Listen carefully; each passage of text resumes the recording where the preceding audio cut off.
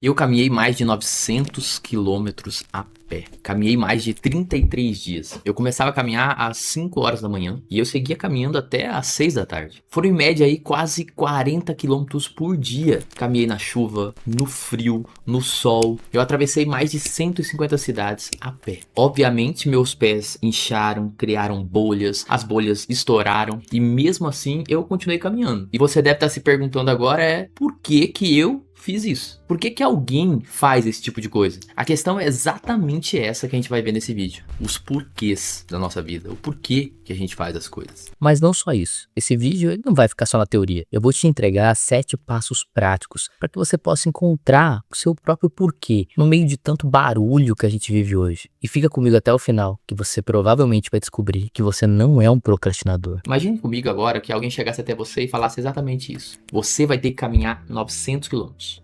Assim, no seco, sem explicação, sem um porquê, sem um motivo, sem nenhuma linha de chegada clara. Qual que seria a sua reação? Tem certeza que você ia pensar no cansaço, nas dores dos seus pés, ia pensar no sofrimento. Sim, é no sofrimento, acima de tudo um sofrimento gratuito, um sofrimento sem sentido. Provavelmente ia parecer um pesadelo esse tipo de coisa pra você. Agora eu quero que você mantenha a mesma cena, mesma estrada, mantendo até mesmo a mesma dor no joelho, a mesma dor nos pés, mas muda só um detalhe final nesse caminho aí. Imagina que a pessoa diga assim, olha, sua mãe tá com câncer, você vai ter que caminhar 900 quilômetros. E quando você terminar o último passo dessa caminhada, a sua mãe vai ser curada, vai estar curada. Fala pra mim, os 900 quilômetros, você concorda? Eles são os mesmos 900 quilômetros. A subida íngreme é a mesma, o suor ardendo nos seus olhos é o mesmo, mas vamos ser honestos, o sacrifício ele já não parece o mesmo, né? O pesadelo da mochila nas costas continua, mas o peso na alma que você tinha antes desapareceu. É a mesma cruz, mas não é o mesmo ombro que carrega essa cruz, né? No vídeo de hoje a gente vai entender que boa parte dos sacrifícios que você faz hoje, mesmo os pequenos sacrifícios, parecem ser muito duros, muito pesados, porque você não tem provavelmente um porquê guiando você nessa trajetória. E eu quero que você entenda que a culpa provavelmente não é sua. As pessoas falam muito em ambiência, no lugar que você frequenta. Mas na verdade existe uma ambiência maior. A ambiência da época que a gente vive, do século que a gente vive. A gente vive em uma época, por exemplo, que tem obsessão pelo como. Então toda hora vai aparecer alguém falando pra você como ficar mais rico, como ficar mais produtivo, como ter um corpo perfeito, como hackear a sua rotina. Mas a gente esquece do poder e a ciência que existe por detrás do porquê. Eu sei que existe um livro muito famoso do Simon Sinek que se chama Comece pelo Porquê e que muita gente conhece, inclusive eu conheço. É um livro excelente para o mundo dos negócios, é um livro excelente para o marketing, é um livro que te ensina a vender computador e te ensina principalmente a lidar com a sua equipe. Te ensina até mesmo como usar esses porquês de uma maneira um pouco artificial aí para poder vender melhor os seus produtos. Mas nossa busca aqui nesse vídeo, ela é bem mais profunda que isso. Ela é ontológica, ela toca a alma. Não é sobre vender mais, sobre viver melhor. Essa ideia do porquê, da força do porquê não é nova, né? O Nietzsche, filósofo alemão, ele já falava isso há muito tempo atrás. Nietzsche é o filósofo que eu costumo dizer nas minhas aulas, que é o filósofo que conseguiu olhar para o abismo da alma humana sem nenhum medo, né, de desviar o olhar desse abismo. E o Nietzsche, ele vai dizer, aquele que não tem um porquê muito claro, ele acaba não suportando quase nenhum como. Essa frase, ela ecoou décadas depois na vida de Viktor Frankl. Frankl foi um psiquiatra judeu que foi jogado num campo de concentração nazista e a gente pode dizer que ele viveu o inferno na Terra. Ele viu homens assim ditos muito fortes desistirem, morrerem, né, tirarem a própria vida, simplesmente porque esses homens perderam aquilo que a gente chama de esperança. E viu homens que pareciam frágeis fisicamente sobreviverem a trabalhos forçados, a fome, a frio. E qual que era a diferença entre esses homens? Frankl percebeu que os sobreviventes, em geral, eles tinham algo esperando eles fora do campo de concentração. Eles tinham, do lado de fora, um livro que eles precisavam escrever. Eles tinham um filho que precisava ser reencontrado por eles quando eles fossem sair. Eles tinham um amor. Eles tinham, em outras palavras, um porquê. E esse porquê, ele servia como um escudo contra todo o horror que esses homens estavam vivendo lá. A logoterapia, a escola que Frankl fundou, baseia-se exatamente nisso. Segundo essa escola, a maior força motivadora do ser humano não é o prazer, como dizia Freud, nem o poder, como vai dizer o Adler, mas a vontade de sentido. O que fica claro aqui é que quando a dor ela não tem sentido, ela destrói a gente por dentro. Mas quando a dor tem sentido, ela meio que vira um combustível. O ser humano não foi feito para viver no vazio. A gente aguenta fome, aguenta frio, aguenta cansaço extremo. O que a gente não aguenta é a falta de significado. Não é o esforço que exaure a gente. É o esforço que não aponta para nenhum lugar. Pensa na sua rotina, na rotina da maior parte das pessoas hoje. Naquela eterna segunda-feira cinza, onde você acorda, engole o café, apaga incêndio atrás de incêndio, responde e-mail, sorri, mesmo quando você não tem vontade, mesmo quando você não quer. Você cumpre o protocolo. Você vai concordar comigo que às vezes a tarefa que você tem que fazer nem é tão difícil assim. É um relatório, é uma reunião, WhatsApp que você tem que responder, mas mesmo assim ela pesa. É como se a gente tivesse assim às vezes carregando o mundo inteiro nas costas. Cada notificação do celular soa como uma pequena tortura para você. A pergunta é por quê? Não é porque o trabalho é pesado demais fisicamente. É porque lá no fundo, na sua conversa, nas suas buscas interiores, no silêncio do seu travesseiro, você percebe que não consegue responder uma pergunta muito simples. Pra que mesmo que eu tô fazendo tudo isso que eu tô fazendo? O que eu quero que você entenda é muito poderoso, sabe? Um sacrifício sem propósito é apenas uma forma muito lenta de tortura. A palavra sacrifício tem um significado belíssimo. Sacrifício vem de sacro ofício, ou seja, um ofício sagrado. É uma tarefa que a gente faz, não porque ela é obrigatória, pelo contrário, mas porque aquilo que a gente está fazendo tem uma conexão com algo maior para nós. Para quem é pai e mãe é muito fácil de entender isso, a força do porquê. Quando você não tem filho, a sua tolerância ao sofrimento, por exemplo, geralmente ela é bem menor, porque não tem um grande porquê, às vezes, daquilo que você está fazendo. Eu lembro até hoje quando a Sofia, minha primeira filha, nasceu. Ela nasceu ali, eu costumo dizer, nasceu como todo mundo nasceu. Nasceu pelada, sem nada. Ela não tinha roupa, não tinha nada. Quem que é o responsável agora, depois que ela nasceu e veio para meus braços? Quem que é o responsável por trazer calor para ela? Por trazer segurança, sustento? Quem que é o responsável por conseguir o dinheiro para comprar o que ela precisa? As roupas, a comida, tudo que ela vai precisar. Quem que é responsável agora por tudo isso? Eu. E quem passa por esse tipo de experiência de ter um ser humano totalmente frágil, responsável, na sua responsabilidade, sabe do que eu tô falando, assim. A partir desse momento, você pode passar noites em claros, você pode passar dias e dias limpando sujeira, acordado, fazendo muitos sacrifícios. E você vai chamar isso o quê? De tortura? Não. Você vai chamar isso de amor. Por quê? Porque transforma a dor. O porquê transforma a dor. Esse porquê que nasceu ali, ele não destrói, ele constrói. O que eu tô querendo dizer aqui é que sem um porquê claro, dizer não pra cerveja é apenas um sofrimento que você tá fazendo aí. Com um porquê, não. Dizer não à cerveja é uma escolha. Sem um porquê, estudar madrugada adentro é tortura. Com um porquê muito claro, estudar madrugadas adentro pode ser só o investimento que você está fazendo. Quando a gente encontra um porquê verdadeiro no que a gente está fazendo, a gente acaba não negociando mais com a gente mesmo, sabe, o dia inteiro. Você simplesmente vai e faz. Isso é muito importante. Talvez o maior problema da nossa época, e um problema seu, não é a preguiça, não é a procrastinação. Talvez seja a falta de sentido. A pessoa fala, meu problema é que eu sou um procrastinador. Não, cara, procrastinação às vezes não é um defeito de caráter, não é nada. É um grito de socorro que a sua alma tá pedindo. Você tá procrastinando, porque a sua alma tá olhando e tá falando pra você. Por que você tá fazendo o que você tá fazendo? Eu não quero fazer. E a pessoa não entende porque que ela não tem forças pra terminar o que ela começou, ela não tem forças pra ir adiante com o projeto. Às vezes é porque algo dentro dela sabe que aquilo não tem o menor sentido pra ela mesma. Então talvez a pergunta ela não seja como ter mais força de vontade para fazer as coisas. Mas por que eu deveria ter tanta força de vontade para fazer isso? Por quê? Eu acho que você já entendeu a força oculta que existe nos porquês e como isso é negligenciado.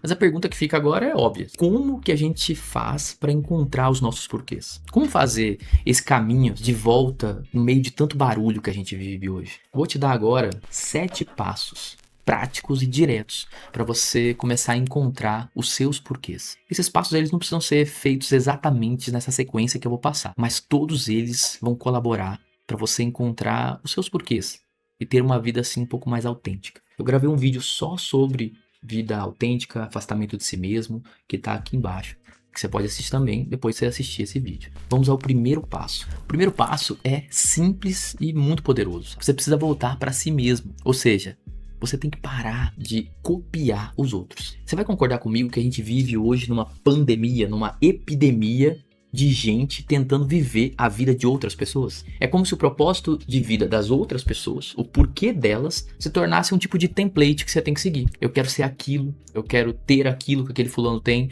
eu quero a rotina daquele influencer. Ninguém além de você vai realmente saber sobre os seus porquês. Aí você pode dizer, tudo bem, Douglas, mas eu não sei realmente os meus porquês. Aonde que eu encontro eles? Primeiro ponto, não é no outro, não é na vida do outro. Você pode começar respondendo 3 perguntas muito simples. O que eu faço e quando eu faço, o tempo desaparece? Vamos começar por aí, começar de maneira periférica, tá? O que realmente me traz aquilo que a gente chama de flow? Eu faço e aquilo...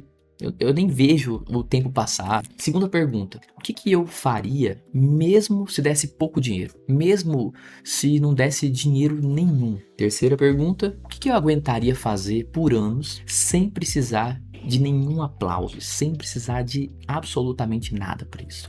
O porquê, o propósito, ele não é um cargo, ele é uma coerência interna, ele nasce dessa coerência interna que a gente descobre, e depois que descobre a gente tem que sustentar essa coerência interna. Terceiro passo, isso aqui é muito importante e talvez é um dos pontos mais importantes desse vídeo. Você tem que começar a mudar e trocar a motivação extrínseca por uma motivação intrínseca. Como assim? Olha, isso aqui é fácil de entender, não é difícil de entender. Mais difícil mesmo é da gente praticar. Na prática, eu tô falando para você parar de viver por placares, assim, externos, por espelhos sociais. Porque quando o porquê que você encontra, ele é apenas um status. Ah, eu quero isso por causa... Você tá usando espelhos, que são cargos, dinheiro, que é aprovação, que é elogio, que é, sei lá, um número que você quer alcançar na sua conta bancária. Você acaba ficando refém de algo externo. Ficar refém de algo externo é terrível. Primeiro, porque você vai concordar comigo que você não tem controle nenhum sobre isso, né? Segundo, que você fica... dependente desse algo, ou seja, você fica dependente de algo que não está sob o seu controle. Você pode se esforçar muito, você pode dedicar uma vida inteira e não conseguir nada, porque eu te digo, a vida ela não é meritocrática, não é. Quando eu digo que a vida não é meritocrática, é que sim, há pessoas que se esforçam muito, mas acabam no meio de um projeto descobrindo um câncer, uma doença, ou alguém que eles amam acabam ficando doente, falecendo e ele perde a trajetória. Isso não é culpa dele, não é falta de esforço. Eu repito, entenda, a vida não é meritocrática e você não deve colocar os seus objetivos em coisas tão extrínsecas, em coisas que não dependem do seu controle. Porque se o seu porquê é uma quantidade X de dinheiro, eu posso dizer que você vai se frustrar terrivelmente. Primeiro, como eu já falei, isso não depende de você ou somente de você. Então, antes de decidir o que é importante, qual é o algo importante para você, o seu porquê, faça 2 perguntas muito simples, tá? Primeiro, isso que eu tô colocando como um porquê é algo realmente importante pra mim ou pra o que eu espero receber de olhares dos outros? Ou seja, é um ponto simples, mas pode ser um ponto muito esclarecedor para você, para sua autoanálise aqui. Quando você faz algo que não é intrínseco, não é exatamente aquilo que você quer, mas você faz por uma outra coisa, você não acaba construindo propósito, você acaba construindo uma dependência. A motivação intrínseca, ela é diferente. Ela nasce geralmente dos nossos valores. Eu vou fazer um vídeo exatamente só sobre isso, sobre como você descobre os seus valores, as suas referências e como isso pode servir como uma bússola para você. É o próximo vídeo que eu quero fazer do canal. Então, se você está gostando desse vídeo, já se inscreve aí para você acompanhar os próximos vídeos. Quarto passo, muito subestimado na nossa época. Você precisa usar o tédio como ferramenta. Você quer realmente encontrar o seu porquê? Você realmente quer? Então você precisa de uma coisa muito rara hoje. Você precisa, meu amigo, de silêncio. A alma não fala gritando pra gente. Ela fala bem baixinho. O celular foi feito pra não deixar o silêncio existir mais na nossa vida. Tô dizendo pra você que o tédio, do jeito certo, ele não é desperdício, como a nossa cultura diz hoje. Ele é medicina. É o que os antigos chamam de ócio. Vamos para uma prática concreta? Eu tô dizendo para você seguir um protocolo do tédio. O que você acha? Escolha 10 a 20 minutos do seu dia, por 7 dias, e faz uma dessas práticas que eu vou falar para você. Primeiro, você vai caminhar 20 minutos sem celular por 7 dias. Sem celular, sem fone de ouvido, sem música, sem nada. Você vai ficar num banco de praças por 20 minutos, sem fazer nada. Você vai para uma praia, para um bosque, para um parque, por 20 minutos, sem celular. Você vai treinar sem música, sem podcast, sem aula, sem nada. Você vai dirigir no seu carro sem nada. Sem rádio, sem notícia. No começo eu tenho certeza que você vai sentir talvez até um pouquinho de ansiedade, sabe? Quanto mais você sentir ansiedade por esses minutos sem nada, mais mostra que o negócio tá bem grave, sabe? Então quanto mais ansiedade você sente só por estar sem nada por 20 minutos ali, ótimo. Isso é o quê? O seu corpo começando a se desintoxicar de estímulos. E aí vem a parte importante. Quando vier esse desconforto, em vez de fugir desse desconforto de estar sem estímulo, se pergunta: qual o sentimento que eu estou aqui provavelmente evitando de sentir? Que eu estou buscando esses barulhos para não sentir. Aí você começa a encontrar, provavelmente aí os seus porquês. Detalhe, eu fiz uma caminhada, como eu falei no começo do vídeo, de 900 quilômetros. De Saint-Jean-Pied-de-Port da França até o final de Finisterre na Espanha.